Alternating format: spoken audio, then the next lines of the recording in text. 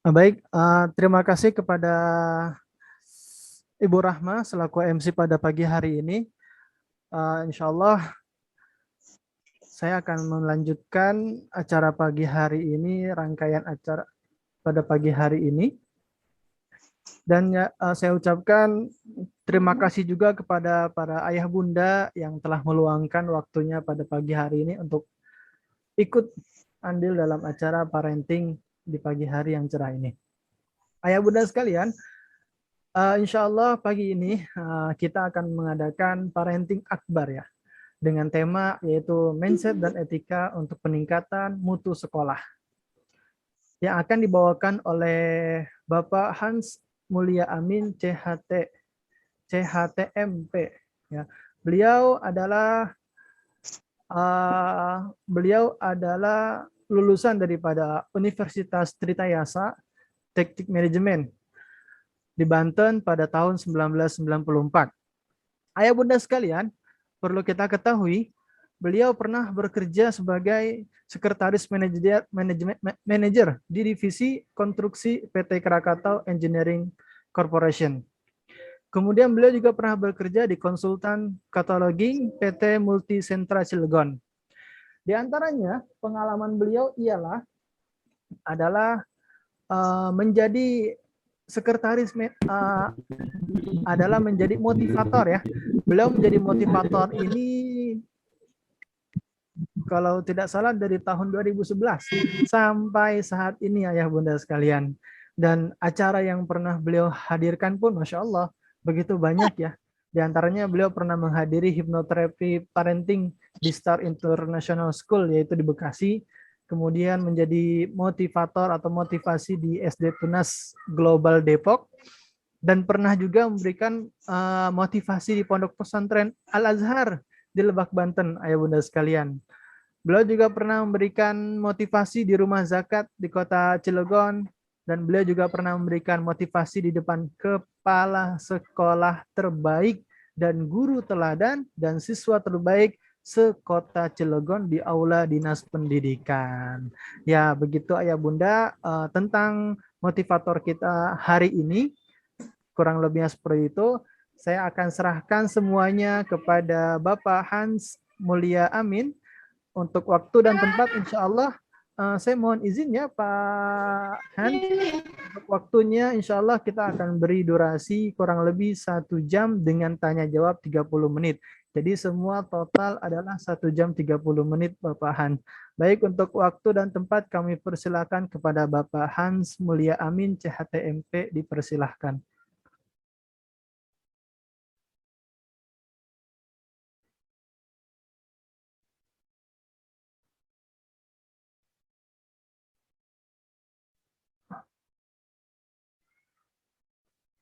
Halo Bapak Han.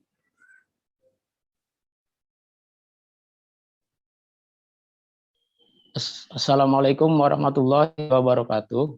Waalaikumsalam warahmatullahi wabarakatuh.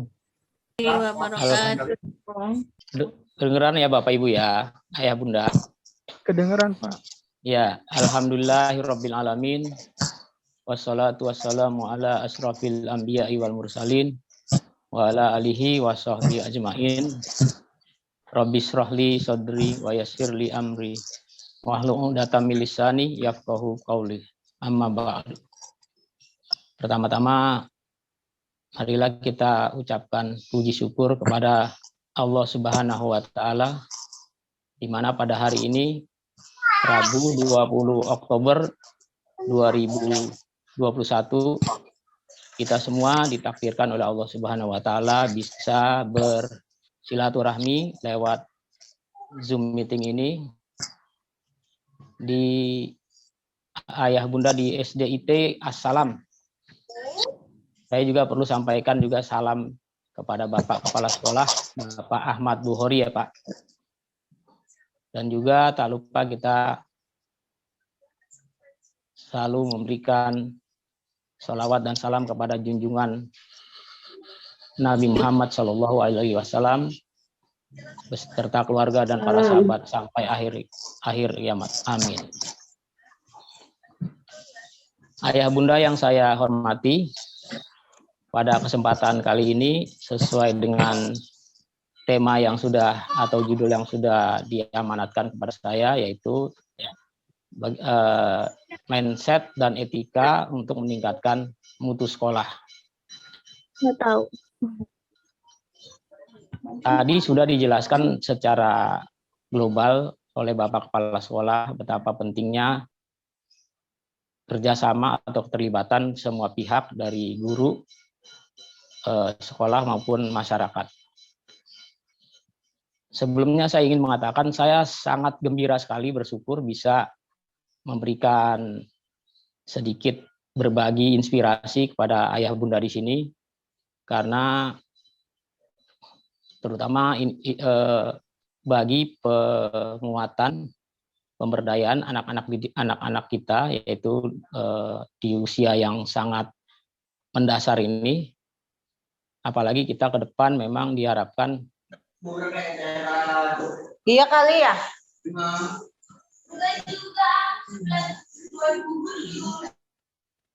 Ya, saya lanjutkan ya. Saya sangat bergembira karena pendidikan dasar adalah salah satu modal untuk pengembangan bagi anak-anak kita setelah SD, SMP, SMA sampai perguruan tinggi. Namun izinkanlah saya ingin memberikan Sinyalnya jelek banget ya. halo, kedengaran ya? Kedengeran. Oke. Lancar. Oke, untuk memeriahkan suasana supaya jangan terlalu kaku, izinkanlah saya ingin memberikan sebuah lagu dulu. Ya, kebetulan karya saya sendiri, dan lagu ini nanti berhubungan dengan materi, dan tolong diingatkan di akhir acara saya ingin memberikan hadiah juga puisi. Oke, saya ingin menyanyikan lagu dulu ya, boleh ya? Boleh ya ayah bunda ya? Boleh. Ada suaranya. Oke. Boleh Pak, boleh. Ya, judulnya adalah Pribadi Mulia. Jadi kalau bisa dicatat juga boleh, karena di beberapa sekolah yang saya berikan lagu ini diperdengarkan di depan anak-anak sehingga mereka itu terbiasa mendengarkan lagu-lagu positif dan diharapkan bisa terinstal di pikiran anak-anak kita. Pribadi yang mulia. Sekali lagi judulnya adalah Pribadi Mulia. Saya nyanyikan sekarang. Judul Pribadi Mulia karya Hans Mulia Amin. Marilah kawan kita semua, jadilah pribadi mulia, berjiwa pemaaf, penyantun dan penyayang, cermin hati yang damai. Marilah kawan kita semua, jadilah pribadi mulia, berjiwa pemaaf, penyantun dan penyayang, cermin hati yang damai. Rendahkan suaramu, lembutkanlah hatimu, santunkan sikapmu, bersihkan pikiranmu. Itulah pribadi yang mulia. Itulah pribadi kita semua. Yes. Ya, itulah tadi lagu Pribadi Mulia, supaya menghangatkan suasana biar tidak terlalu kaku ya. Oke, saya akan masuk materinya yang berjudul tadi Mindset dan Etika dalam meningkatkan mutu sekolah. Jadi mindset itu seperti kita sudah ketahui bahwa mindset itu adalah pola pikir atau cara pandang kita terhadap sesuatu. Namun saya ingin menambahkan atau ingin membuat mindset itu lebih menarik.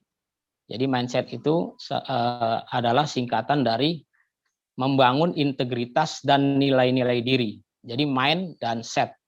Jadi bagaimana kita mainnya itu, pikirannya itu membangun integritas dan nilai-nilai diri. Setnya itu dari saya, engkau, dan Tuhan. Jadi mindset ini sederhananya adalah bagaimana anak didik kita sehingga pada akhirnya nanti bisa meningkatkan mutu sekolah, diawali dari membangun integritas dan nilai diri sendiri. Dari saya, ibda bin nafsi dulu ya, setelah itu engkau, lalu menuju Tuhan Allah Subhanahu wa Ta'ala.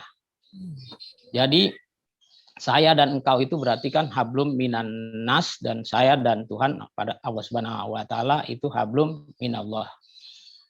Namun dalam skala global, karena kita diharapkan pendidikan ini adalah salah satu dasar yang sangat dibutuhkan, apalagi dalam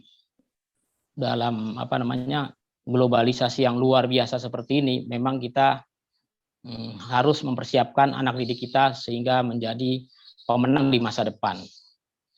Jadi sekali lagi dalam skala global, mind itu saya artikan adalah membangun Indonesia dan dunia.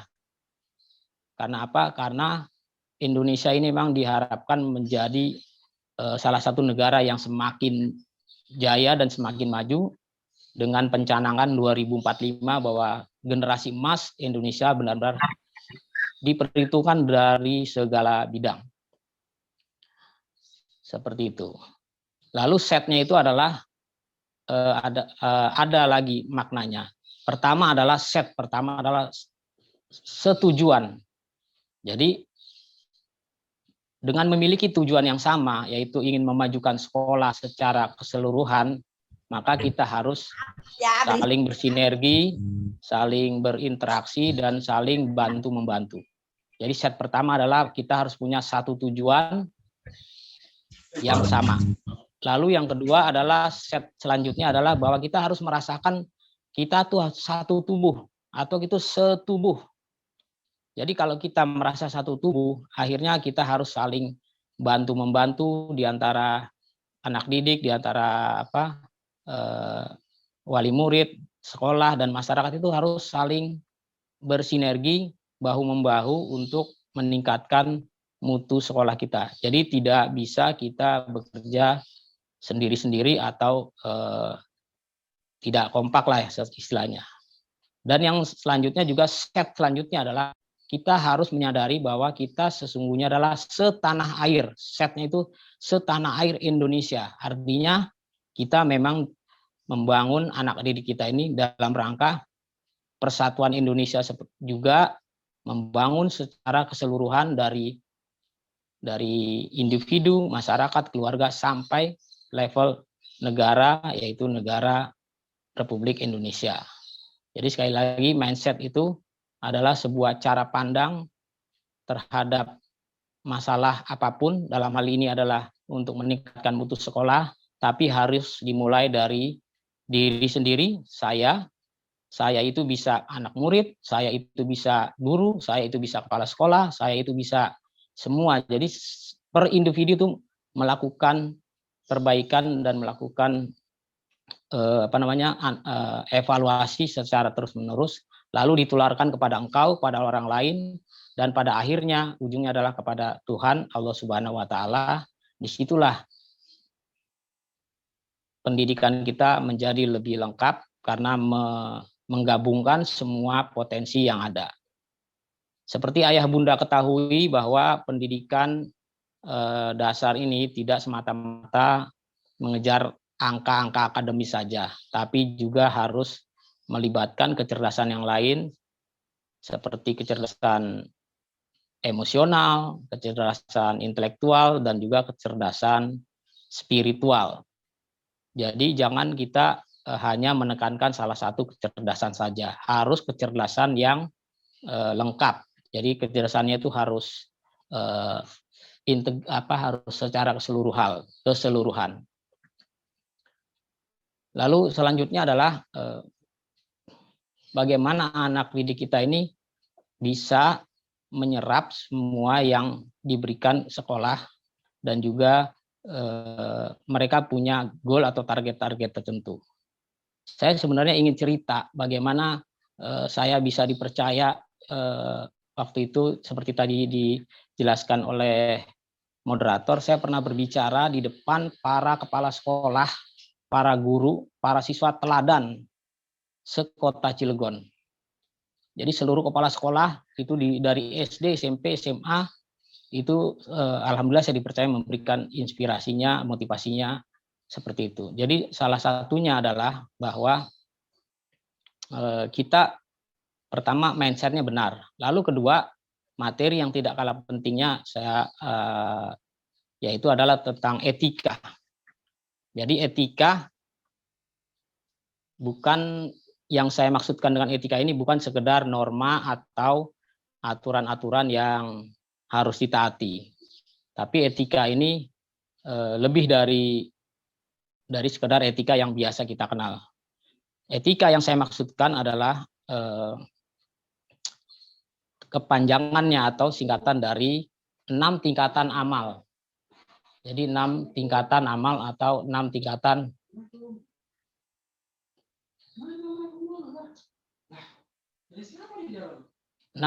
amal. Oke, saya masuk etika yang pertama. Etika yang pertama adalah bagaimana anak didik kita mempunyai kemampuan yaitu selalu berpikir positif. Berpikir positif dalam arti yang seluas-luasnya. Selalu mengembangkan dirinya dari hal kecil dan kita menghargai seluruh proses anak-anak didik kita dalam hal membiasakan selalu berpikir positif. Itu dari etika level 1. Jadi sekali lagi etika adalah 6 tingkatan amal. Nanti pada saat kita mengetahui tentang etika, kita bisa mengukur dan anak-anak juga bisa mengukur, anak-anak didik kita sudah masuk di level berapa, apakah sudah di level 1 sudah lulus, level 2 lulus, level 3, level 4, sampai level tertinggi level 6.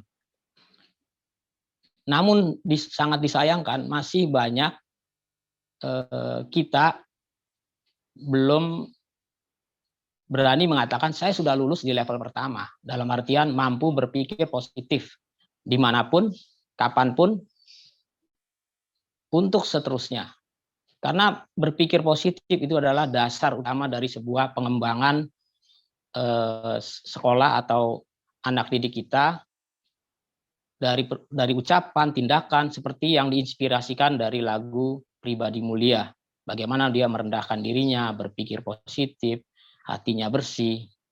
Dari situlah kebersihan hati, kebersihan pikiran melahirkan orang-orang yang benar-benar jenius, dan bukan sekedar jenius di bidang intelektual, tapi sopan santunnya oke, takwanya oke, sholatnya bagus, dan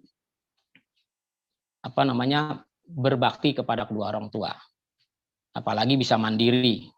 Alhamdulillah saya sedikit cerita, saya punya anak 3, nomor 1, nomor 2 itu sangat mandiri. Saya juga bersyukur ya, mudah-mudahan ini bisa menjadikan inspirasi. 2 anak saya, dua-duanya itu bisa kuliah tanpa dibiayai oleh saya. Mereka mandiri, bertanggung jawab, menghormati orang tua, dan itulah salah satu keberhasilan orang tua mendidik anaknya tidak cengeng. Dia harus bisa mandiri, tapi tidak dipaksakan ya, tapi itu berdasarkan kesadaran. Oke. Setelah mereka terbiasa berpikir positif, bertindak positif, berbuat positif, kata-katanya santun seperti inspirasi lagu tadi, maka yang kedua adalah etika kedua adalah mampu menjaga yang sudah ada. Misalkan prestasi sekolah yang sudah ada dipertahankan, yang ada harus bisa dijaga. Menjaga apapun, menjaga siapapun juga. Jadi artinya punya kepedulian terhadap sesama, antara guru, antara kepala sekolah dan guru, antara juga anak didik. Jadi saling menjaga. Yang sudah ada harus dijaga. Oke, itu etika yang kedua. Lalu yang ketiga adalah level 3-nya adalah mampu memanfaatkan potensi. Jadi kalau yang pertama adalah menjaga yang sudah ada, yang kedua menggunakan apa-apa yang ada, menggunakan yang kita miliki. Jangan contoh kecil, contoh sederhana seperti ini. Misalnya kalau kita punya bolpen itu pertama harus kita lihat secara positif. Yang kedua harus kita jaga supaya bolpen itu tidak rusak dan tidak hilang. Lalu yang ketiga, di level 3, mampu menggunakan bolpen tersebut. Ini salah satu contoh pulpen. Kalau contoh manusia misalkan, pertama manusianya harus berpikir positif. Yang kedua menjaga apa yang sudah ada. Contoh buku yang sudah ada harus dijaga, sepatu yang sudah ada harus dijaga, terus kebersihan harus dijaga. Apapun yang sudah ada, yang sudah bagus, mampu dijaga, dipertahankan. Oke, yang ketiga adalah mampu memanfaatkan potensi yang sudah ada, ditingkatkan lagi. Sehingga selalu dengan etika ini 6 tingkatan amal dari level 1 sampai ke 6 ada peningkatan terus menerus. Ya, istilahnya berkelanjutan. Lalu yang keempat adalah bagaimana level 4 memperbaiki yang salah atau yang rusak. Memperbaiki apapun yang rusak itu kita harus perbaiki. Hubungan yang rusak diperbaiki. Sepatu yang rusak diperbaiki, halaman yang rusak diperbaiki. Jangan ada yang rusak didiamkan, punya kepedulian, tidak punya katakanlah inisiatif, berarti di situ pendidikan kurang berhasil melahirkan manusia-manusia yang punya kepekaan tinggi, punya inisiatif dan punya kesadaran. Nah, rahasia saya bisa mendidik anak saya bisa mandiri adalah itu yang saya terapkan adalah menanamkan kesadaran. Jadi jangan anak itu merasa tertekan, anak itu merasa disuruh-suruh, anak itu beban. Buat anak itu enjoy atau happy mind, berpikirnya itu gembira. Kita menanamkan kesadaran, mengingatkan, dan lain-lainnya. Memang ada kondisi-kondisi tertentu seorang anak memiliki masalah, mungkin ada kurang baik pergaulan atau dibully oleh teman-temannya, atau yang lebih ekstrimnya bahkan ada yang sangat takut atau mungkin ada yang trauma karena kekerasan di rumah atau kekerasan di temannya atau di gurunya, sehingga kalau orang merasa tertekan atau stres, jadi pengembangan dirinya kurang maksimal. Kebetulan juga saya dalam interaksi dengan masyarakat, kalau ada hal-hal tertentu saya juga bisa memberikan terapi bagi yang memerlukan terapi yang lebih spesifik tentang permasalahan seorang anak. Lalu sekarang saya masuk ke level kelima. Ke level kelima adalah mampu bersinergi, bekerja sama. Bagaimana seorang anak ini bisa berinteraksi, bukan sekedar bergaul, berinteraksi, tapi dia mampu bekerja sama, bersinergi, menggabungkan potensi dengan potensi yang lainnya. Contoh sederhana misalkan kalau saya contohkan misalkan produk dulu.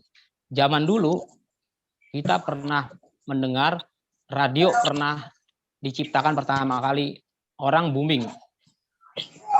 Orang beli radio, senang karena pertama kali diciptakan. Setelah radio muncul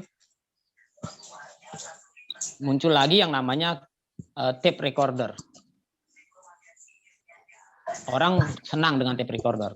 Akhirnya kreativitas disinergikanlah, yaitu radio dan tape jadi radio tape. Sekarang juga sinergi. Nah, kaitannya dengan seorang anak, dia mampu bersinergi, berinteraksi, bergaul. Semakin orang pandai bersinergi, artinya orang itu dapat mendapatkan kepercayaan. Kaitannya dengan sekolah, berarti sekolah ini juga bersinergi dengan lembaga lain atau melakukan studi banding.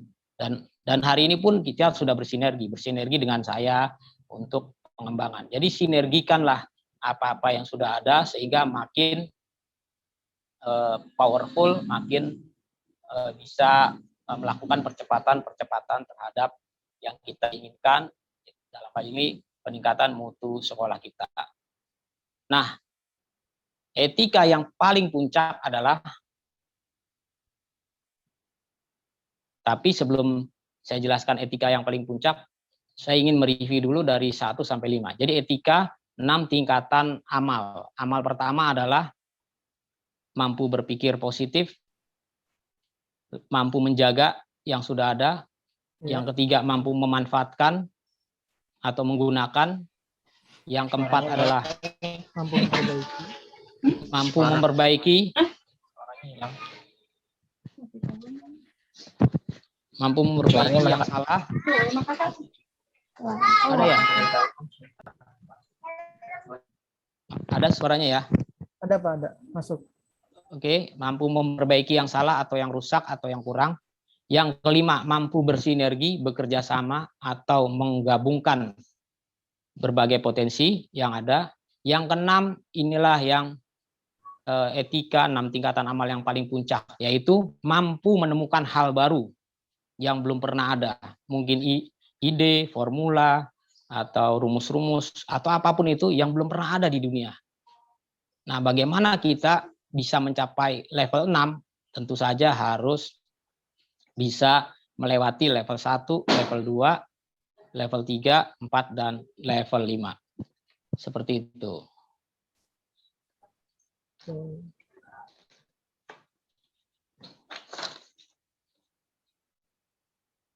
Oke, udah berapa menit lagi ya? Masih kurang lebih 30 menit, Pak. Oke. Baik. Jadi, saya izin bertanya boleh, Pak? oh boleh. Boleh. Untuk menerapkan dari 6 etika ini, 6 amal etika ya, tingkatan etika itu bagaimana caranya, Pak? Jadi kan ada 6 tadi ya, 6 tingkat etika itu 6 tingkatan amal. Iya, 6 Kadang-kadang saya juga memberikan namanya 6 etika itu 6 tingkatan akhlak gitu. Akhlak, 6 amal. tingkatan akhlak juga bisa, oke. Iya, seperti itu. Jadi bagaimana sebenarnya etika ini spiritnya adalah dari rahmatan lil alamin. Bahwa kita mampu berpikir positif. Jadi contoh, menjaga itu bukan sekedar menjaga manusia, tapi menjaga apapun, menjaga siapapun, dimanapun, kapanpun, untuk selamanya. Terus jadi di sini rahmatan lil alamin artinya apa? Kita jangankan dengan manusia, dengan hewan pun kita hormati, dengan buku kita hormati. Kenapa? Karena kalau tidak ada buku, tidak ada benda itu, kita tidak bisa melakukan hal lain. Jadi pada saat kita menyadari bahwa apapun dan siapapun itu punya manfaat bagi kita, jadi kita bisa menghargai. Sampah pun kita hargai, karena bagaimanapun seperti dalam Al-Quran dikatakan Rabbana ma khalaqta hadza batila. Tidak pernah kuciptakan, tidak kuciptakan sesuatu itu sia-sia, kata Allah Subhanahu wa taala firman-Nya. Jadi artinya kalau seorang anak itu memiliki kesadaran bahwa dirinya adalah harus mampu rahmatan lil alamin terhadap apapun yang dia lihat, apapun yang dia dengar, akhirnya mereka memiliki kepekaan dan memiliki kesadaran untuk berinteraksi yang terbaik kepada apapun, kepada siapapun, dimanapun, kapanpun, untuk selamanya, seperti itu. Jadi sekali lagi, pertama basicnya adalah mampu berpikir positif, belajar dari apapun kejadiannya, menjaga yang sudah ada, yang dipertahankan sudah ada. Contoh misalkan, mohon maaf ya, misalkan ada orang kerjanya sebagai petugas keamanan, mestinya dia mampu berpikir positif dan mampu menjaga yang ada. Jangan sampai yang ada aja hilang, berarti kan dia tidak amanah. Sama anak-anak kita tuh harus diajarkan, walaupun dia bolpen, nah ini bolpen ini bukan sekedar saja, tapi keberadaannya itu karena ayahnya kerja nyari uang. Jadi prosesnya itu, sehingga dia tidak mudah menyepelekan cuman bolpen doang. Tidak, kertas pun nggak boleh begitu. Kita harus menghargai apapun, sehingga efisiensi, efektivitas, dan produktivitas itu benar-benar ditanamkan sejak kecil.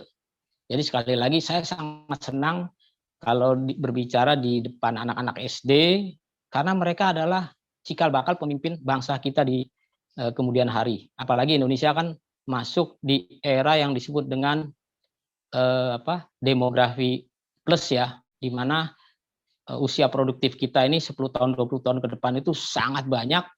Tapi kalau usia produktif ini tidak diisi oleh ide-ide atau pemikiran yang positif, itu bisa jadi kontraproduktif.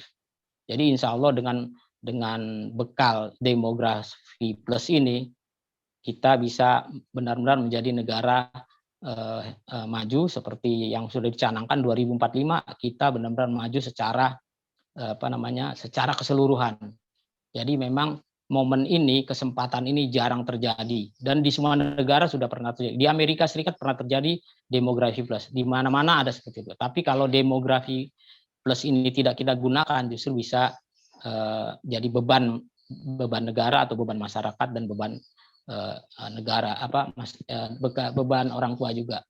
Jadi bagaimana kita mengaktifkan semua kemampuan yang ada dari anak-anak kita, dari menghargai hal-hal yang kecil dari saya, itu dari dirinya sendiri, bagaimana dia berdisiplin di rumah tangga. Contoh yang kecil saja dari rumah, misalkan bagaimana seorang anak itu bisa menjaga kebersihannya, bisa syukur-syukur dia bisa lebih peka dengan orang tuanya, bisa contoh misalnya nyuci piring, dia bisa nyapu-nyapu. Itu hal kecil tapi dampaknya ke depan itu sangat luar biasa. Coba kita perhatikan saya kalau ke rumah orang itu pasti saya perhatiin, salah satunya adalah tempat cucian piringnya. Begitu saya lihat kok cucian piring kok tergeletak, nggak ada yang nyuci, berarti nggak ada kepekaan, nggak ada kerjasama dari hal kecil aja. Apalagi sampai cucian piring itu katakanlah sampai pagi baru dikerjakan. Harusnya kan kita tidur itu semua pada bersih semuanya. Jadi kebersihan dari hal-hal kecil sudah harus dibiasakan, sehingga mereka tuh punya kepekaan bahwa semua benda apapun itu harus disikapi dengan sikap terbaik. Itu apalagi terhadap masa depan dia, belajar dia. Jadi tanamkan bahwa belajar itu bukan untuk orang tua, tapi untuk diri dia sendiri, untuk kemajuan diri sendiri, sehingga pada saat anak itu belajar tidak perlu disuruh. Nah, bagaimana kita mengemas formulanya? Belajar tidak perlu disuruh, tapi berdasarkan kesadaran. Nah, itulah tugas yang penting para guru atau wali murid ini, ayah bunda, bagaimana mendidik anak tidak dengan stres, tekanan, ayo bisa seperti apa. Gitu. Saya punya cerita sedikit tentang bagaimana, karena nama saya itu kan CHT MP ya, CHT itu kan sertifikat dari hipnoterapi. Saya ingin berbagi sedikit bagaimana cara membuat anak cerdas secara luar biasa lewat teknik yang namanya hipnoterapi. Contohnya seperti ini, dan ini pengalaman pribadi saya, mudah-mudahan ini bermanfaat. Jadi waktu anak saya masih kecil, SD katakan kelas 1, kelas 2, caranya begini, sebelum tidur, misalkan anak itu mau tidur, kurang lebih misalkan anak itu jam 9 tidur. Belum tidur, anak itu kita diusap-usap kepalanya. Diusap-usap kepalanya, lalu kita kasihan sentuhan estetik ya, kasih sayang. Misalkan anak saya kebetulan anak saya yang pertama namanya Akbar. Waktu dia kecil saya usap kepalanya, Akbar, kamu anak hebat, kamu anak luar biasa. Papa senang punya anak seperti kamu. Besok pagi kamu bangun, kita kasih sugesti yang enak. Jadi pada saat anak itu katakanlah istilahnya krep ya, mau tidur begitu, itulah cara yang tepat untuk memberikan sugesti atau kata-kata positif bagi anak untuk supaya dia itu tertanam. Lalu yang kedua, pagi harinya sebelum dia bangun, kita usap-usap lagi, Akbar, kamu anak yang hebat, kamu anak luar biasa, gitu. Seperti itu. Dan itu saya lakukan bukan sehari 2 hari, berbulan-bulan, kurang lebih 6 bulan, setiap hari, sehingga tertanam. Jadi begitu dia udah tertanam, pagi dia melakukan aktivitas yang kita inginkan. Itulah teknik sederhana, dan itu pengalaman pribadi saya, sehingga anak saya dua-duanya tuh bisa mandiri, bisa prestasinya luar biasa. Padahal tadinya waktu SMA itu ya namanya anak-anak pasti akalnya. Itu rankingnya pun anak saya tadinya ranking dari 40 cuman ranking atas 30 lah. Tapi dalam tanda kutip saya sulap jadi ranking teratas. Makanya waktu itu kepala sekolah anak saya waktu saya ngambil ambil rapot bertanya sama saya, Pak Hasanuddin Amin, anaknya diapain kok jadi bagus gitu kan. Saya sedikit bercanda mengatakan begini, kan bapaknya motivator, seperti itu candanya. Sehingga akhirnya saya sampai terdengar ke kepala dinas, akhirnya di seluruh sekolah di Cilegon kumpulkan kepala sekolah terbaik, guru terbaik, anak siswa terbaik, dikumpulkan, saya memberikan motivasinya. Jadi bahkan bukan sekali dua kali, karena pendidikan hypnoparenting itu tidak bisa seperti tadi kata Bapak kepala sekolah, tidak semudah membalikan telapak tangan. Perlu proses yang berkesinambungan, keseriusan, kesabaran, juga satu lagi yang penting, doa demi doa dari kedua orang tuanya. Gitu. Kadang-kadang kita kurang memaksimalkan doa. Doa itu adalah senjatanya umat Islam. Jadi kalau anak kita nakal, jangan kita malah dikatakan kamu bodoh. Itu salah total, nggak bagus. Jadi biasakanlah berpikir positif, berkata positif. Saya sangat sedih sekali, apalagi kalau ucapan ini diucapkan oleh seorang pendidik. Misalkan anak SD dikatakan 2 tambah 2 berapa? 5. Terus gurunya ngomong, kamu itu bodoh. Mohon maaf Bu Guru, kata bodoh itu lalu didengar oleh anak-anak yang masih kecil, itu bagi mereka adalah, menurut saya itu kejahatan yang sangat serius. Karena mereka divonis bodoh, tidak bisa apa-apa, sehingga akhirnya tidak berkembang. Dan ini pernah terjadi, sebuah cerita, seorang anak dikatakan bodoh oleh orang tuanya. Begitu dia besar, ditanya, kenapa kamu nggak bisa lulus dengan nilai bagus? Jawab dia sederhana, kan dulu papa atau ayah bunda mengatakan saya nggak bisa, ya udah saya nggak bisa, gitu. Jadi kata-kata itu ternyata apalagi yang diucapkan oleh orang yang dihormatinya, oleh gurunya, oleh kepala sekolahnya, oleh ayah bundanya, itu sangat menusuk hati mereka. Jadi sekali lagi pentingnya menggunakan kata-kata yang positif, lembut, santun, itu benar-benar dibiarkan dan dijadikan sebuah karakter yang masif di tengah-tengah masyarakat kita. Mohon maaf, saya sedih sekali di zaman sekarang masih banyak orang yang sekali lagi belum lulus di level 1, yaitu positif. Selalu negatif, selalu curiga, selalu persangka. Itu bagaimana fondasi orang ingin maju kalau level pertama, etika pertama itu, yaitu tetap positif, itu tidak bisa dipenuhi. Jadi sekali lagi positif dalam tindakan, pikiran, dan yang satu lagi, kalau anak kita ingin maju, yang paling utama adalah keteladanan dan contoh dari orang tuanya. Misalkan orang tuanya nyuruh, anak kamu jangan merokok, bapaknya merokok. Lah bagaimana sih ingin ayahnya? Bahkan mungkin ayahnya mungkin akan dicandain atau dilek papa sendiri atau ayah sendiri ngerokok. Nah itu bagaimana? Jadi kita kekurangan contoh memang.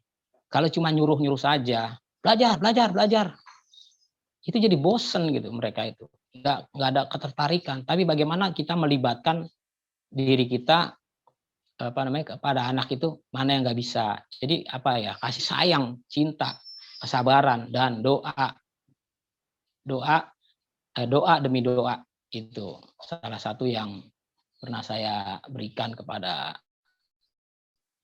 anak saya, atau pada saat saya berbagi di tempat-tempat sekolah dan lain-lain. Seperti itu.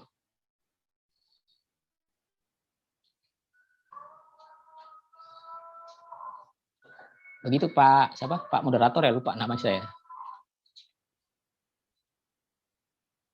Halo? Ya, halo. Ya. Ya. Nah, sedikit saya ingin bertanya lagi, boleh Pak? Boleh. Baik. Di sini kan kejahatan yang paling serius adalah tadi mengatakan anak itu adalah bodoh ya. Nah, ketika dia berbuat salah, umpamanya anak itu menjatuhkan piring ataupun salah menjawab, nah itu lebih baiknya ketika dia berbuat salah seperti itu, apa yang harus kita ucapkan? Contoh kalau kita katakan alhamdulillah pinter kamu nak begitu, nah itu bagaimana Pak? Ya, misalkan kita lihat kasus per kasus ya. Jadi pada dasarnya setiap anak itu pertama baik. Yang kedua, setiap anak itu pada dasarnya tidak ingin melakukan kesalahan secara disengaja. Jadi pada saat dia menjatuhkan sesuatu, jadi jangan kita langsung kita marahin, kita ambil aja ininya. Lain kali kamu hati-hati ya. Gitu. Cuman kadang-kadang kita ini terlalu mudah marah, ya, terutama mohon maaf ya, misalkan ibu-ibu tuh emosinya tinggi, anaknya dimarah-marahin, ya nggak nyaman. Kalau mereka nggak nyaman, itu akan bisa mengurangi kalau orang udah tidak nyaman, sehingga prestasi belajar juga jadi tidak nyaman. Jadi kenyamanan di dalam sebuah keluarga itu nomor satu. Jadi orang kalau udah aman, nyaman, tenang, damai, itu happy, jadi gembira. Jadi jangan sampai ekstrimnya begini. Bapaknya datang, misalkan bapaknya pakai motor atau pakai mobil, ngelihat baru dengar motornya aja si anak udah ketakutan. Coba bayangkan, bagaimana? Itu kan berarti kan kita seperti ketakutan itu yang membuat orang itu jadi nggak maksimal. Jadi bagaimana dalam setiap kondisi itu bahagia. Jadi walaupun menjatuhkan sesuatu, kita nggak marah. Karena yakinlah mereka itu tidak sengaja. Seperti itu. Jadi jangan memvonis dulu, atau kita tanya, kenapa tadi jatuh piring? Oh gini. Nah kita lihat alasannya, motivasinya. Jangan lihat hasil akhir. Kalau hasil akhir memang benar dia menjatuhkan piring. Tapi kita tanya, kenapa tadi kamu jatuhkan piring nak? Oh ini ayah, ini bunda tadi ini. Oh lain kali jangan begitu ya. Nah itulah kelembutan. Makanya saya sering mengatakan soft power is the best solution. Kekuatan kelembutan itulah solusi yang terbaik. Best solution. Nah, best solution itu kalau untuk anak-anak itu untuk kita semua, solusi terbaik itu adalah memang the best solution is sholat. Nah, itu. Kalau anak-anak kita bisa sholat, itu salah satu edukasi yang paling bagus. Tapi sholatnya memang sekali lagi harus jangan dipaksa juga gitu. Harus ada contoh dari orang tuanya. Sekali lagi kalau contoh orang tuanya ada, anak-anak pasti ngikutin. Daripada kita bicara, lebih baik tindakan. Kalau misalkan kita mau pergi sholat, misalkan mau ke masjid, pergi aja. Nanti kan anaknya juga ngeliatin, oh papanya ke masjid. Gitu. Daripada kita bicara terus-menerus, si anak juga bosan. Kurang lebih seperti itu. Jadi sekali lagi utamakanlah kelembutan, utamakanlah berpikir positif bahwa tiap orang tidak ada yang ingin berbuat salah secara sengaja itu. Soft power is the best solution, insyaallah. Iya. Terima kasih Bapak. Iya. Bapak. Nanti ingatkan, tolong diingatkan ya, nanti saya mau baca puisi ya. Boleh. Nanti kita akan ada simultan jawab Pak untuk daripada wali murid. Oh gitu ya. Ya, maksud saya nanti di sesi terakhir saya ingin baca puisi. Siap. Insyaallah nanti saya ingatkan. Baik Ayah Bunda, mungkin dari Ayah Bunda ada yang ingin bertanya langsung, boleh di chat di percakapan di sini, atau ingin bertanya secara langsung live pun boleh. Silakan Ayah Bunda. Nanti insyaallah dari tim SDITA Salam akan membuat door prize ya bagi yang bertanya insyaallah nanti. Ya.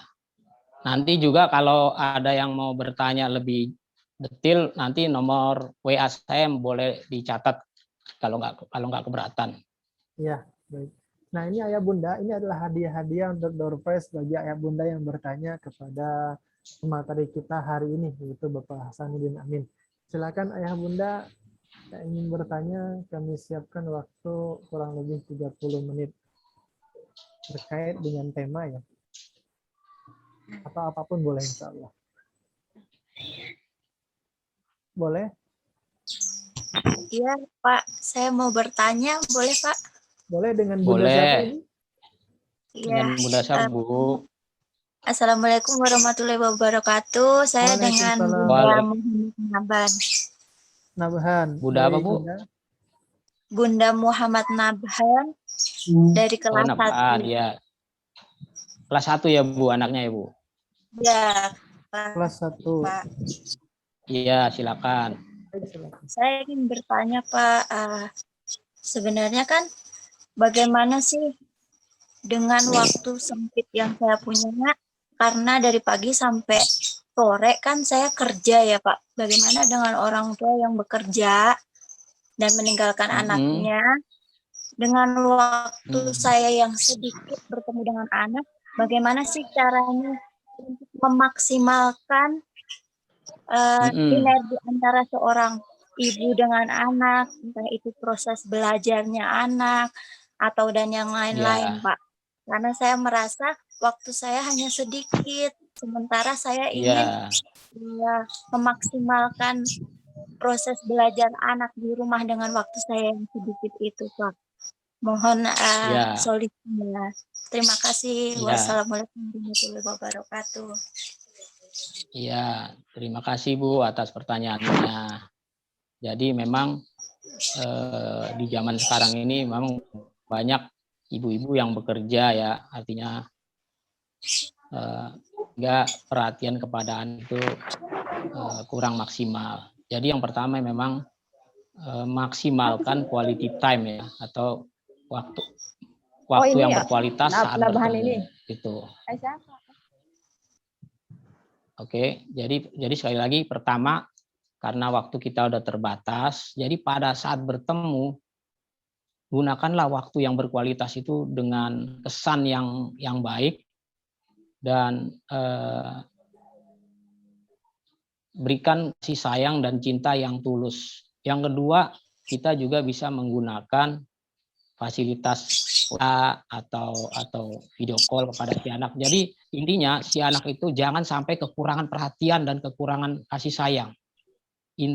Kalau si anak itu di dalam sebuah rumah sudah kurang perhatian dan kurang kasih sayang, itulah sumber masalahnya.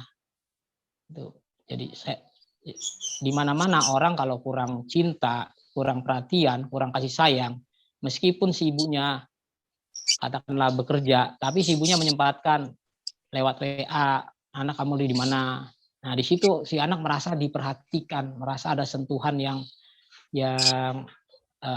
mendalam. Itu. Yang kedua, ibu perhatikan pergaulannya, dengan siapa anak itu bergaul. Gitu. Nanti ibu bisa titip ke anak itu, ke temennya, tolong kasih tahu. Jadi ada interaksi lah kepada teman-temannya. Karena bagaimanapun juga kalau sudah jarang ketemu anaknya, terus kita nggak tahu juga temannya siapa. Jadi nanti kehilangan kontak kita. Jadi usahakan kita tahu teman akrab anak kita dan kita bisa memberikan nasihat lewat dia, lewat temannya itu. Secara baik-baik lah gitu. Memang ada anak kadang-kadang kalau dikasih tahu orang tuanya itu kurang ini ya, tapi kalau dikasih tahu orang lain atau dikasih temennya, tapi temennya juga bisa dicandain lah, jangan bilang mamanya ya, dari bundanya begitu orang lebih. Jadi artinya banyak cara lah. Satu tadi maksimalkan kualitas bertemu. Yang kedua juga kalau bisa pada malam hari, ini juga jarang dilakukan orang. Sedikit mendongeng lah pada malam hari kalau mau tidur, itu cerita tentang Nabi, cerita itu udah lupa orang sekarang. Dongeng itu atau nasihat yang tidak terasa itu lewat dongeng atau cerita atau curhat, atau dalam tanda kutip jangan terlalu kaku.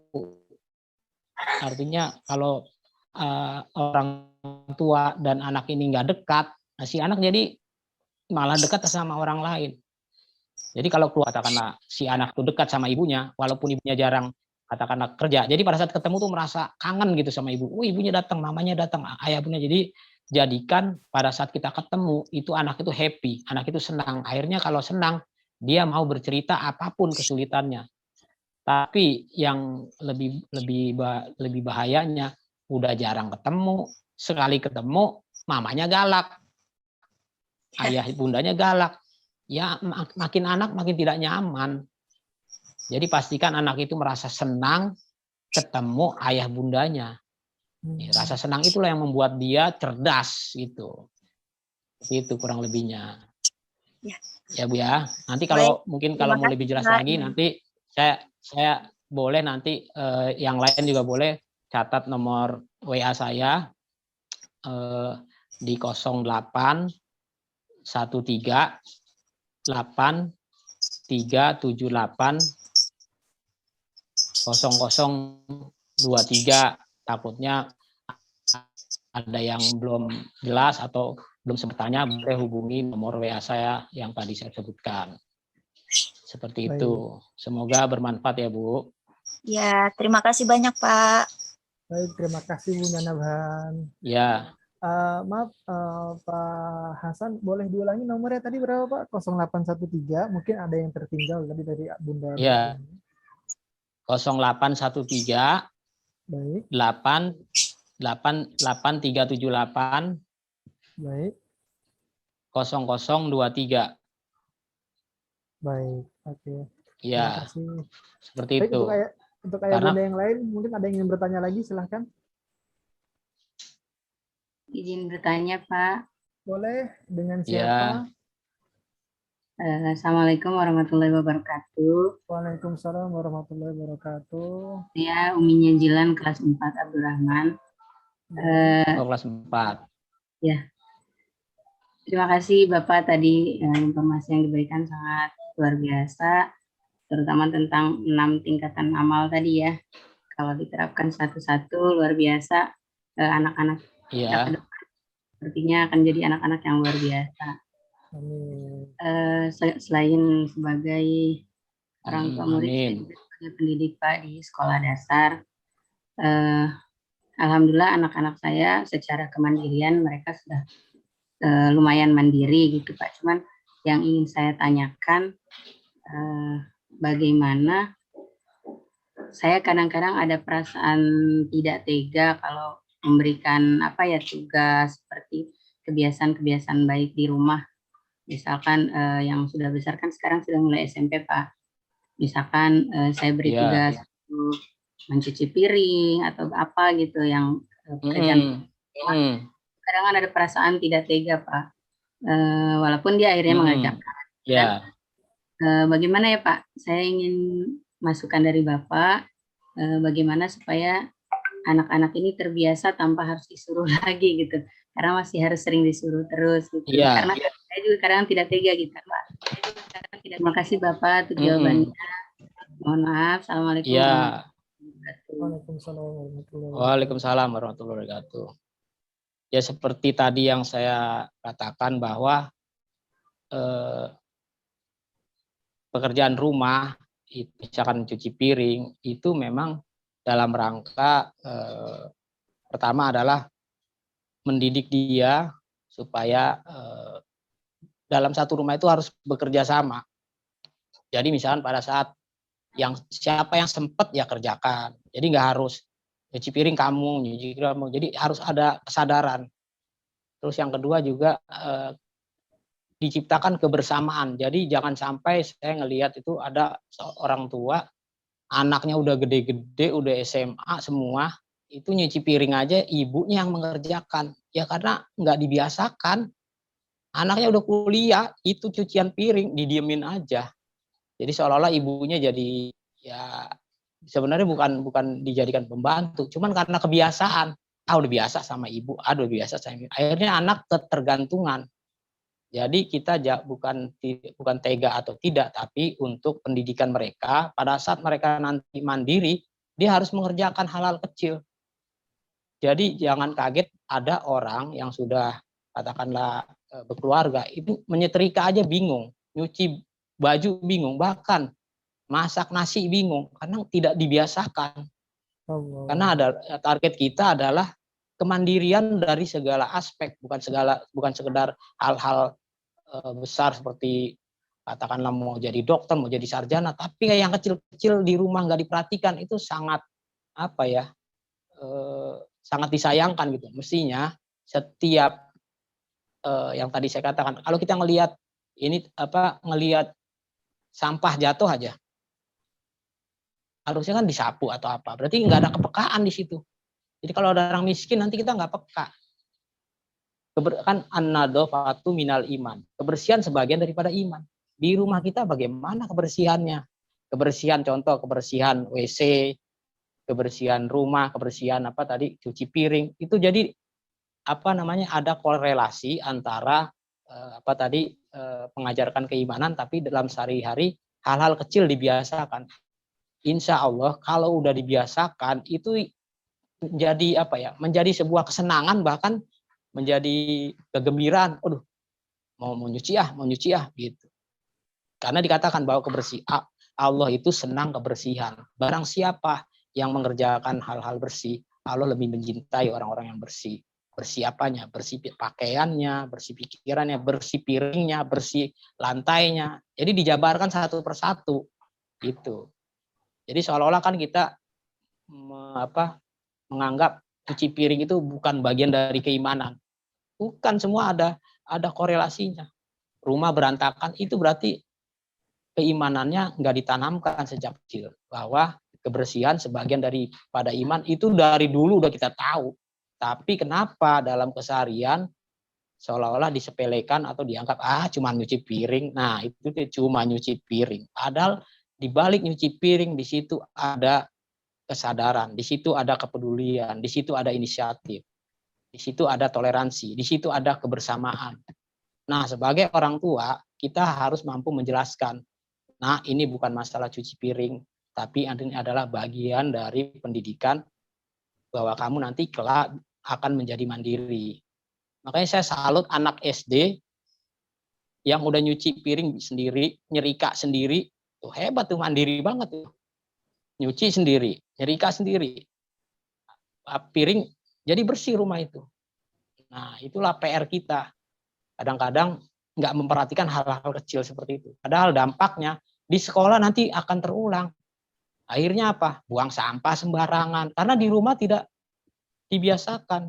Nah, tadi juga dikatakan oleh Bapak Kepala Sekolah, adanya kerjasama atau di level di level 4 ya, level 5 ya, etika 5 bersinergi, bekerja sama antara sekolah, masyarakat dan orang tua, kerjasama si anak juga. Anak itu harus dilibatkan juga. Nah, ini yang namanya manusia hidup itu saling ketergantungan, saling membutuhkan, dan di sini adalah kebersamaan. Jadi kalau ada yang kotor, kalau kamu contoh duri aja atau ada batu kita singkirkan, itu dapat sedekah, dapat amal. Jadi tidak ada yang tidak dinilai oleh Allah Subhanahu wa taala. Semuanya pasti ada nilai kebaikan atau pahala. Nah, di situ. Jadi libatkanlah Tuhan atau Allah Subhanahu wa taala dalam setiap aktivitas kita. Set tadi, mindset, membangun integritas dan nilai-nilai diri dari saya, engkau, dan Tuhan. Set itu. Jadi mindset itu harus benar-benar dipahami. Hablum minan nas dan hablum minallah, dan juga interaksinya dengan lingkungan terdekat di dalam kesehariannya. Bagaimana dia bisa akrab nggak sama adik, bisa ngalah nggak sama adik. Harus jaga, harus kalau ada apa-apa diperbaiki, bisa kerjasama. Nah, seperti itu. Jadi yang namanya keharmonisan itu emang harus dibiasakan dari kecil. Memang awalnya mungkin berat ya, tapi kalau udah dibiasakan, ini begini, nyuci piring untuk ini, untuk kamu disiplin, nanti kamu kalau orang rapi, orang bersih, apalagi orang itu wangi, kamu disenangi orang. Nah, begitu. Seperti itu. Kurang lebih seperti itu, Ibu, ya. Mudah-mudahan bermanfaat. Baik, Pak. Terima kasih banyak, Pak. masukannya. Ya, ya Bu. Baik, ayah bunda sekalian, sebelum itu saya ingin bertanya kepada Bapak ya sebelumnya. Kalau kita Ya, membuat jadwal ya Pak ya, contoh kita buat jadwal untuk anak-anak kita dari pagi sampai ke malam hari. Nah itu kira-kira anak itu akan tumbuh tidak sifat tanggung jawab ataupun kesadarannya dan semacam itu bisa tumbuh atau tidak Pak? ya. Oke. Jadi begini, kalau kita kasih jadwal, itu memang salah satu cara mendisiplinkan seorang anak.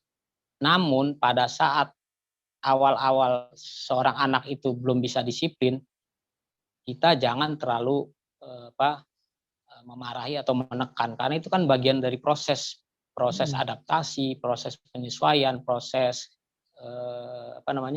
kebiasaan, kan itu dibentuk.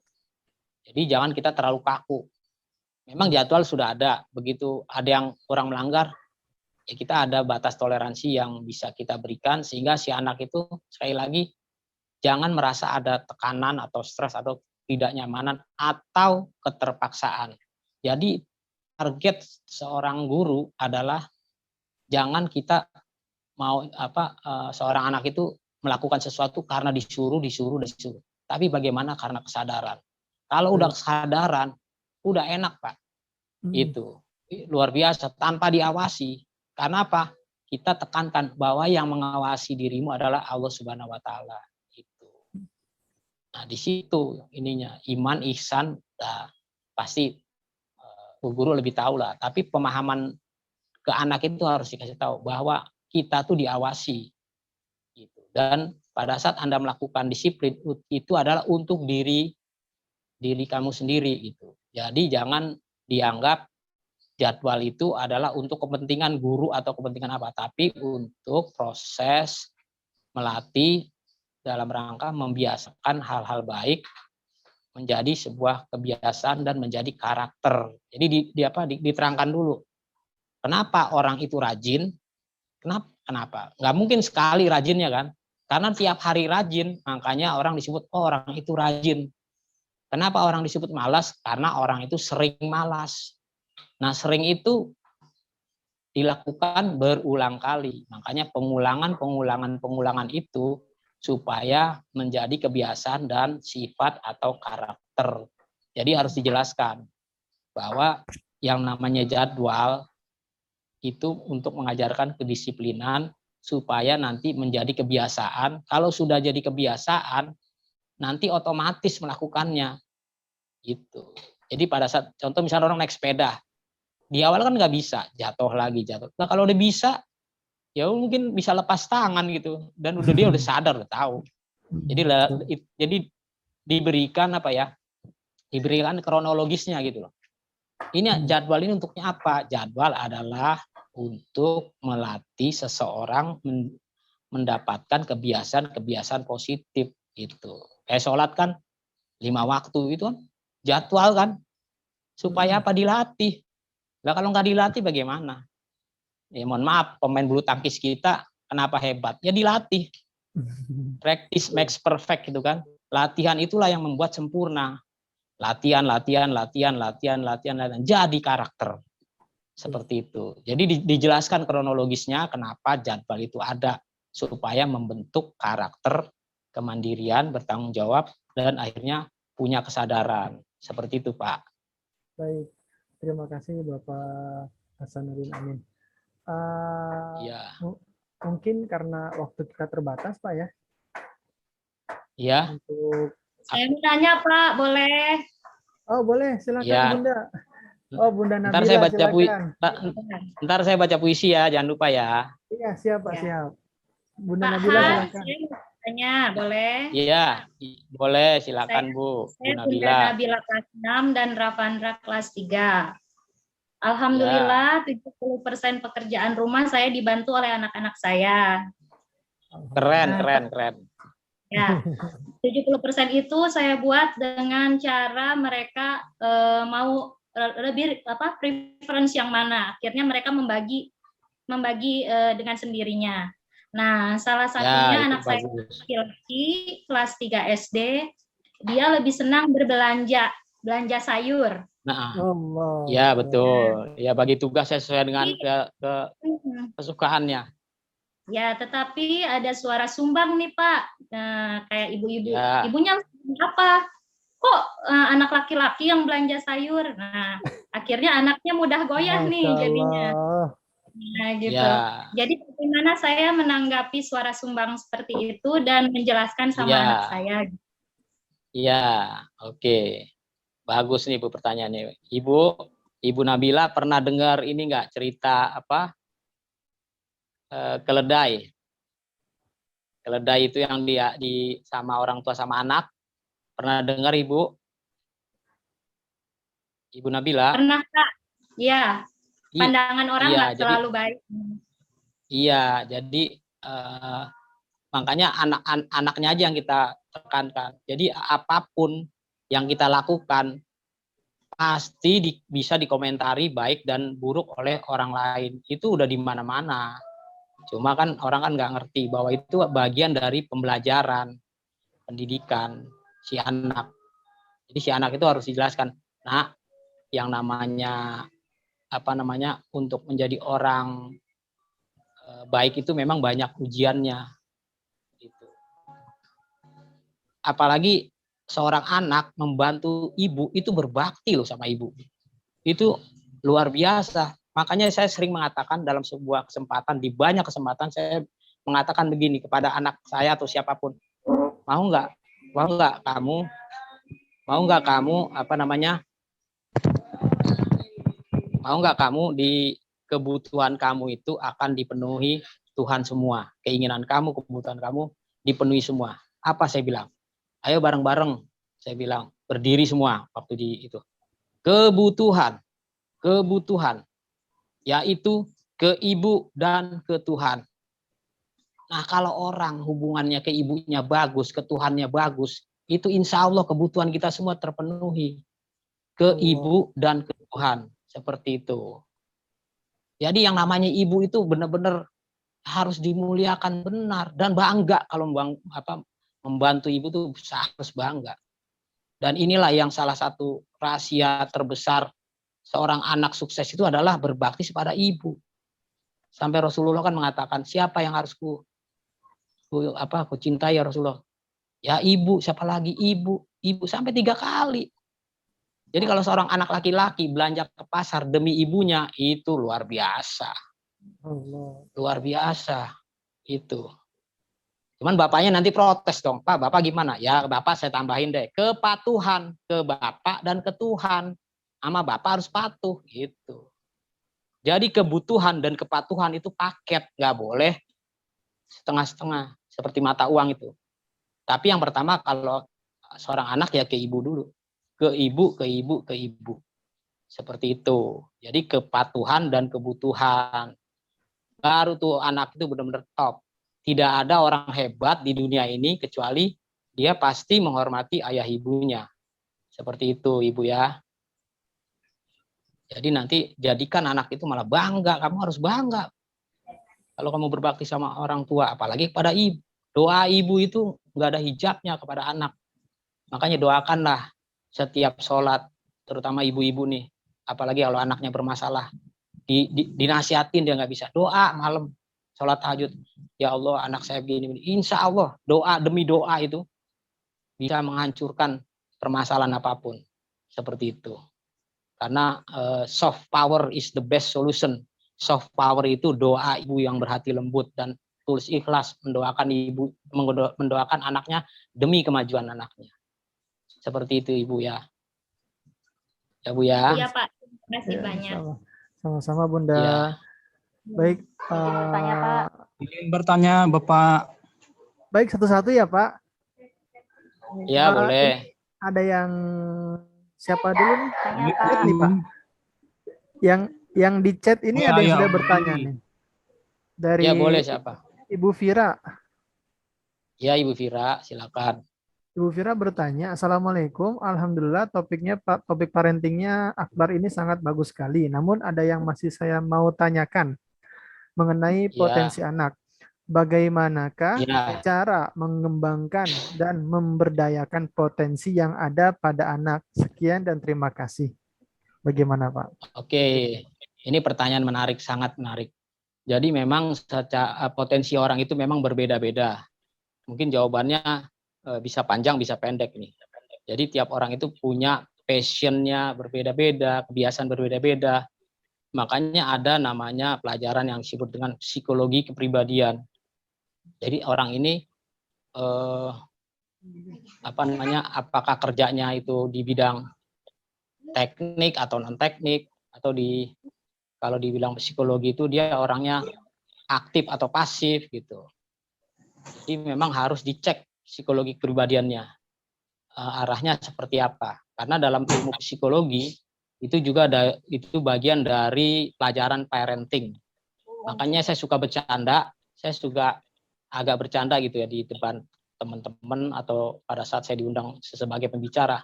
Saya bercandanya begini, kalau saya jadi menteri pendidikan, saya wajibkan orang itu belajar psikologi kepribadian sejak SMP dari kecil. Sehingga dia tahu passionnya sejak itu. Karena banyak sekali orang pada waktu SMA, dia nggak ngerti jurusan saya apa. Saya mau kemana. Karena nggak diajarkan tentang passion, tentang psikologi kepribadian sejak kecil. Jadi dianggapnya ilmu psikologi itu hanya untuk orang yang belajar tentang psikologi. Padahal tidak. Kalau orang tahu tentang psikologinya, tentang dirinya, maka dia bisa tahu arahnya kemana. Apakah dia cenderung ekstrovert atau introvert, atau dia pribadinya penakut atau apa, itu ada di ilmu psikologi. Seperti itu. Jadi mungkin penjelasannya memang kita harus mengetahui tentang psikologi kepribadian, dan itu memang ada tesnya. Itu macam-macam tesnya, ada Stephen, ada psikologi kepribadian, ada terapi. Jadi memang harus ada pengetesan lebih detail sehingga kita tahu, oh si anak ini cenderungnya adalah di bidang X atau di bidang yang lainnya. Itu. Jadi memang ada perlakuan khusus atau terapi khusus untuk mengetahui secara lebih spesifik apa kecenderungan anak kita. Gitu. Jadi banyak sekali orang kalau udah lulus SMA nggak ngerti. Saya ini ditanya bisanya apa ya? Makanya dikatakan barang siapa yang tahu tentang dirinya, maka dia bisa tahu tentang Tuhannya. Jadi tahu dulu diri kita ini apa ini, mau kemana, sifat saya kekurangannya apa, kelebihan saya apa. Atau dalam bahasa manajemen tuh analisa SWOT juga dipelajari. Saya kelebihannya apa, kekurangannya apa. Nanti bisa tahu polanya. Oh, saya ternyata cocoknya di jurusan ini, minatnya di ini, sesuai dengan passionnya, sesuai dengan keinginannya, sesuai dengan kesenangannya. Karena banyak sekali ada orang masuk jurusan sekolah itu nggak sesuai, apalagi karena desakan orang tua. Contoh misalkan, nak kamu harus jadi jadi dokter misalkan. Tuh anak udah lulus dokter, udah gitu terus ditanya, kenapa kamu nih? Ya ini kan dokter kemauan ayah bunda, nih udah dokter, saya mau kuliah lagi. Coba bayangkan. Jadi jangan dipaksa anak untuk menyenangkan orang tuanya. Tanyalah, itulah gunanya bahwa ada komunikasi antara anak dan orang tua, dan kita harus demokratis, jangan otoriter. Kalau terpaksa akhirnya kecewa dan hasilnya juga tidak maksimal. Seperti itu. Jadi sekali lagi untuk menjawab tentang passion ini memang harus ada pelajaran khusus ya, atau terapi khusus untuk melihat secara lebih spesifik lagi, lebih detail lagi. Jadi tidak bisa dijawab secara general seperti ini. Ya Ibu ya, mungkin ada baiknya Ibu bisa baca tentang psikologi kepribadian. Itu dasarnya di situ ada. Seperti itu. Ya Bu ya. Nanti kalau mau lebih jelasnya boleh telepon saya atau WA saya. Siap. Insya Allah. Baik, terima kasih Bu Fira. Kemudian ini ada yang bertanya lagi Pak dengan Bapak Radi ya. Bapak Radi Suryadi, silahkan boleh bertanya. Ya, Assalamualaikum Bapak. Waalaikumsalam. Ya, Waalaikumsalam. Ya. Iya. Tadi pemaparannya yang saya dengar oleh Bapak sangat membantu buat kami ya Pak sebagai kedua orang tua Pak. Memang kami sebagai kedua orang tua ini banyak sebuah tantangan tantangan yang sangat berat gitu Pak dalam mendidik anak-anak kita Pak. Ya sesuai dengan yang Bapak bicarakan kepada kita semua itu Bapaknya di sini. Cuman yang saya ingin tanyakan Pak ada 2 pertanyaan Pak. Cuman ini bagi untuk pribadi saya dengan istri saya juga gitu Pak. Banyak kan beberapa orang tua yang mengontrol emosinya tuh dalam arti tidak sesuai dengan harapan dari anak tersebut Pak. Cuman maksud saya nih yang saya ingin tanyakan bagaimana cara dan langkah-langkahnya gitu Pak. Kami sebagai orang tua Pak untuk mengontrol emosi kepada anak-anak kita gitu Pak. Itu yang pertama Pak. Dan yang kedua, bagaimana cara membentuk karakter anak-anak kita Pak menjadi anak yang berbakti kepada orang tua Pak. Salah satu contoh lah yang Bapak tadi utarakan ke kita sehingga anak Bapak menjadi sukses ya Pak. Dari peringkat 30 menjadi peringkat 1. Nah, saya sih inginnya seperti ya Bapak gitu loh Pak. Ya mudah-mudahan sih Pak bisa mengikuti langkah jejak Bapak gitu loh Pak. Itu aja Pak pertanyaan saya Pak. Terima kasih. Ya, jadi sekali lagi memang yang pertama adalah harus kompak antara ayah dan bunda. Nah itu kalau nggak kompak, ayahnya melarang, ibunya mendukung. Nah biasanya suka begitu. Jadi si anak bingung, ngikutin mana ini? Ayahnya melarang, ibunya ngebela karena ibunya mungkin lebih sayang sama anak. Jangan terlalu kasar sama anak gitu. Jadi harus ada kompromi dulu. Anak ini mau diapakan gitu. Makanya saya pernah menghadapi kasus yang lebih rumit gitu. Saya menyebutnya begini, yang saya sebut dengan family therapy. Jadi kalau saya memberikan terapi kepada si anaknya saja atau si bapaknya saja, ibunya nggak dengar, ya kan?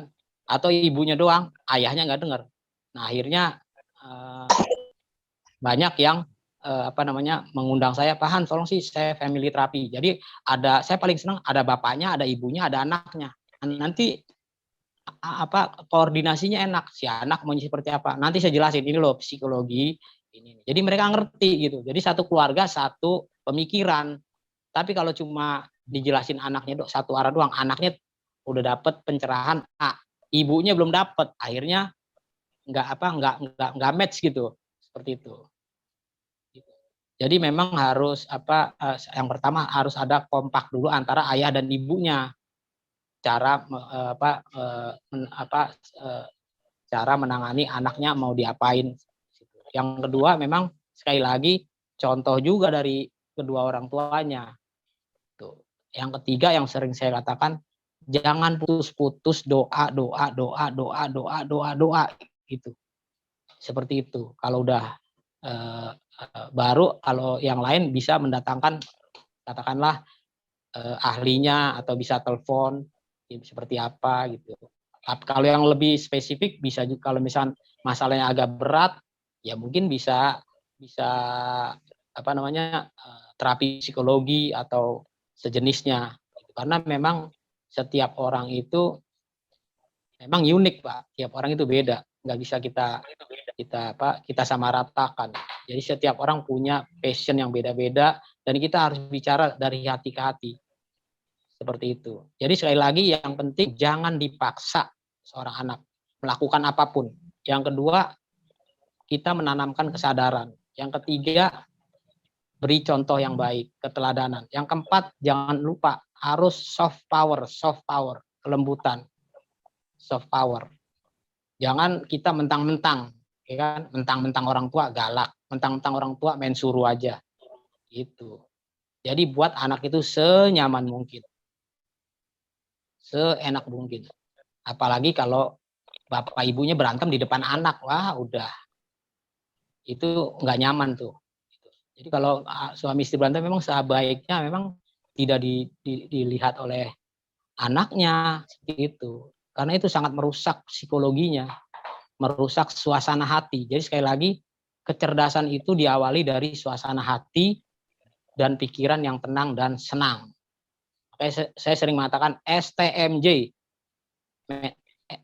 STM, senang, tenang, menang, STMJ, mental senang, mental tenang, mental menang, mental juara. Jadi kalau orang senang, tenang, pasti menang, pasti juara gitu.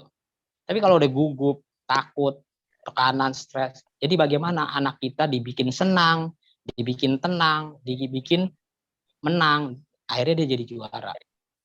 Tidak ada lagi suara keras, melotot-melotot, bentak-bentak, aduh, gitu. Dibiasakan soft power gitu. Seperti itu Pak, detailnya penjelasan globalnya.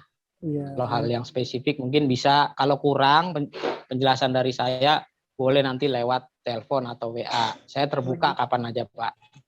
Karena memang saya udah terbiasa nanganin seperti ini. baik.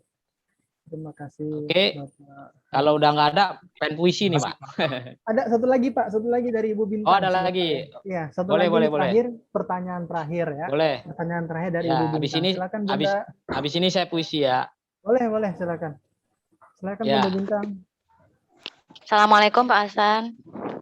Waalaikumsalam Ibu Bintang. Iya, saya orang tua dari Bintang, kelas 5 SD sekarang Pak, di SD ITA Salam. Yang mau saya tanyakan, sehubungan dengan yang memberi contoh nih Pak, bagaimana ya caranya bisa memberi contoh ke anak, terutama Bintang nih ya, karena dia yang paling tua Pak. Tapi tidak merasa dibanding-bandingkan dengan saudaranya gitu. Terus ya memang luar biasa ya Pak ya, namanya jadi punya anak itu yang belajar sama orang tuanya ya, ternyata bukan anaknya, Masya Allah. Yang kedua itu, benar. Yang kedua ini kadang Bintang ini kadang nilai belajarnya, nilai-nilai akademiknya itu kadang bisa bagus, tapi kadang juga kurang gitu Pak.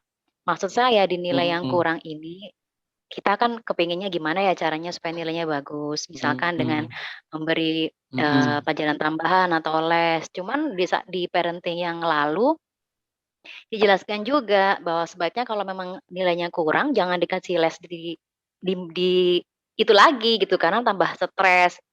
Nah maksud saya tapi kan gimana ya Pak, kalau di sekolah itu kan tetap ada nilai yang harus kita kejar Pak untuk sebuah kelulusan kan. Malah duluan nih saya jadi bingung nih.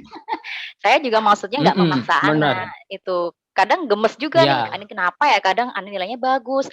Begitu ke sini kok jadi jelek lagi, nanti bagus lagi. Saya bingung nih Pak, gimana ya caranya Pak? Makasih banyak Pak Hasan. Ya, terima kasih. Ini pertanyaannya memang sangat klasik sebenarnya. Dan di mana-mana pasti pertanyaan seperti ini muncul. Jadi contoh misalkan anak ini sukanya bahasa Inggris, oke? Bahasa Inggrisnya nilainya 9. Matematikanya ternyata 5 misalkan. Ibunya marah dong. Kamu ini gimana ini? Ayo les matematika. Akhirnya dia belajar matematika habis-habisan. Oke, matematikanya jadi dari 5 jadi 6, ya kan? Tapi bahasa Inggris 9 jadi 7. Jadi akhirnya anak kita rata-rata semua, jadi dilematis memang. Gitu. Jadi karena memang tidak tidak mungkin seorang anak itu bisa hebat semua. Tapi kalau kita paksakan bukan passion dia, kita lesin matematika, padahal dia udah nggak suka. Orang kalau udah nggak suka gimana kan, terpaksa kan. Akhirnya 5 naik paling 6, paling hebat 7. Tapi yang disayangkan kehebatan dia yang bahasa Inggrisnya 9 jadi 7. Jadi artinya apa? Jadi dia nggak punya keistimewaan. Itu dikhawatirkan seperti itu. Dan dilema pendidikan kita memang seperti itu. Jadi memang kita harus pintar-pintar mensikapi bahwa tapi minimal kita ingatkan anak kita, minimal kamu tuh nilai yang ini tuh jangan sampai terlalu rendah. Sehingga potensi asli dia tuh muncul. Karena kan pada saat orang dewasa tuh kan yang dinilai kan hebat satu bidang saja. Nggak mungkin semuanya bagus semua. Yang dipakai pada saat nanti ya satu bidang sebenarnya yang ini. Cuma memang untuk menjaga keseimbangan seperti itu, ya standar nilai itu minimal kita upayakan bisa dipenuhi. Cuma dengan pemahaman sama anaknya. Jadi sekali lagi kalau si anak itu diberikan pengertian bahwa standar sekolah itu seperti ini, nah, dan minimal jangan dipaksa gitu. Sehingga nanti contoh misalkan begini nih. Kenapa kita tanya, misalnya di matematika 5. Nah, kenapa sih kamu nilainya 5? Nah, dikasih tahu. Dan ini kadang-kadang jawabannya bikin kita kaget. Habis saya nggak suka sama gurunya, coba. Jadi bukan karena dia nggak bisa, dia nggak suka sama gurunya. Gitu. Begitu nggak suka sama gurunya, males akhirnya. Padahal itu anak sebenarnya bisa gitu loh. Jadi artinya pada saat ada nilai jelek, tanya alasan yang sebenarnya apa. Nah, pada saat anak itu nggak suka sama gurunya, mohon maaf, kita datang ke gurunya, Bu, maaf Bu, anak saya tuh nilainya begini, mohon maaf kata anak saya gini-gini. Oh gitu, jadi mungkin dia pernah dibentak, jadi nggak suka. Jadi sekali lagi, karena faktor subjektivitas, si anak tuh akhirnya kemampuan terbaiknya nggak mau dikeluarin. Saya nggak suka sama bu gurunya, saya sih bisa sebenarnya. Gitu. Nah itu kadang-kadang faktor non teknis itu yang membuat seorang anak itu tidak mengeluarkan potensi terbaiknya. Itu. Jadi kita sekali lagi tanya dulu si anak ini kenapa nggak bisa, apa nggak suka atau bagaimana gitu. Jadi harus cari akar permasalahan yang sebenarnya. Gitu. Atau misalkan diledekin temennya sayang, atau apalah gitu. Jadi pada dasarnya tiap orang itu kalau sudah senang dengan sesuatu pasti bisa mengeluarkan potensi terbaiknya. Seperti itu, Bu. Jadi ditanya akar permasalahannya apa. Jangan kita kan seringkali melihatnya dari hasil akhir kan. Kamu nih nilainya segini-gini, ibu nanti malu kamu begini-begini. Nah, kata si anak, ibu sih nggak tahu, ayah bunda nggak tahu masalahnya apa, tanya dulu. Jadi jangan marahi dulu, tanya dulu dengan baik-baik. Sekali lagi jangan marah, pakai kelembutan, pakai pemahaman. Terus kalau masih mentok juga itu tadi doa, sholat malam, sholat pagi, ya Allah, udah. Insya Allah kalau kita maksimal usahanya, doa dan usahanya, insya Allah semuanya bisa bagus lah gitu. Ya Bu ya, mudah-mudahan bermanfaat. Baik, alhamdulillah. Terima kasih Bapak Hasan dan terima kasih juga pada Ibu Bintang ya atas pertanyaannya. Ya. Kita sudah masuk ke sesi akhir ya Pak ya. Tadi di sini sama Bapak, kalau sudah masuk akhir, Bapak ingin bacakan puisi. Oke, silakan kalau ingin bacakan kami akan dengar. Ya, saya baca puisi ya. Puisi berjudul Tekad untuk Umat, karya Hans Mulia Amin. Ketika kita punya tekad bulat,